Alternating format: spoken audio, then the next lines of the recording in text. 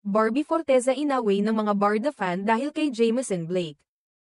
Kasalukuyang nasa South Korea ang kapuso stars na sina Barbie Forteza at Kylene Alcantara para sa taping ng kanilang bagong serye na Beauty Empire. Base sa mga updates ng dalawa sa social media, tila matatagalan ang kanilang pananatili sa nasabing bansa. Gayunpaman, kahit abala sa trabaho at nasa ibang bansa, tila hindi pa rin ligtas si Barbie sa mga kontrobersyang nagmumula sa mga fans sa Pilipinas.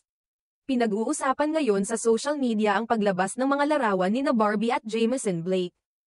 Kuha mula sa fun run event na Lights, Camera, Run.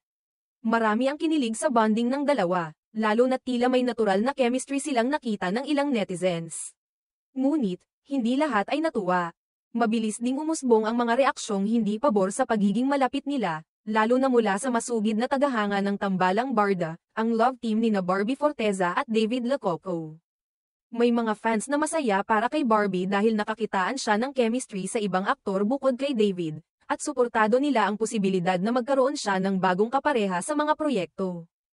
Ngunit may ilang solid Barda fans na hindi matanggap ang biglaang paglapit ni Barbie kay Jameson. Para sa kanila, tila masyadong mabilis ang pagpapakita ng sweetness sa isa't isa, bagay na ikinasama ng loob ng mga umaasang sina Barbie at David ay may namumuo o mas espesyal na samahan. Dagdag pa ng ilang fans, hindi raw makatarungan na ang mga kilos ni Barbie ay kinikiligang palagi, samantalang kapag si David ang nakikitang may kasamang ibang babae, agad siyang binabatikos. Halimbawa, noong naging bahagi si David ng Pinoy Big Brother Celebrity Collab Edition bilang house guest, naging mainit na paksa ang pagiging malapit niya sa ilang housemates tulad ni Bianca De Vera at AZ Martinez. Nag-ugat pa lalo ang espekulasyon ng mabanggit sa isang PBB episode na balak ni na David, Dustin Yu, isa pang housemate at kaibigan niya, at Bianca na magbakasyon sa Australia. Bukod pa rito, binanggit din ni David na sasamahan daw niya si AZ sa Siargao, bagay na lalo pang pinainit ang hinala ng Barda fans na tila napapabayaan na si Barbie.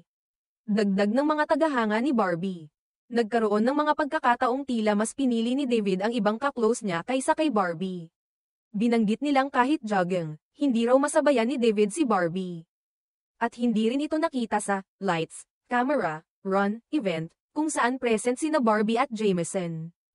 May haka-haka naman na maaaring sinadya ni Barbie na ay pakitang sweet sila ni Jameson bilang reaksyon sa mga kaganapan sa loob ng PBB house, kung saan ay tila mas malapit si David sa ibang babae.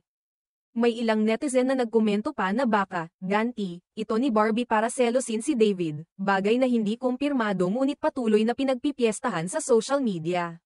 Sa kabila ng mga espekulasyon, may paliwanag naman kung bakit tila comfortable sina Barbie at Jameson sa isa't isa. Matagal na raw silang magkakilala at nagkasama pa sa Netflix film na Kontrabida Academy, kasama ang batikang aktres na si Eugene Domingo.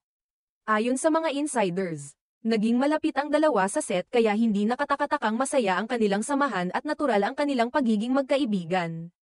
Kaya naman nang sumali sila pareho sa 16K Run event, panay ang biruan at kulitan nila, na agad namang kinuna ng larawan ng mga fans. Sa ngayon, patuloy ang spekulasyon kung ano nga ba talaga ang estado ng samahan ni na Barbie at David. At kung may puwang ba sa puso ng aktres para sa bagong kapareha sa harap at likod ng kamera. Isa lang ang malinaw, kahit nasa ibang bansa, dala-dala pa rin ni Barbie ang atensyon ng showbiz fans at netizens, lalo na pagdating sa usaping puso.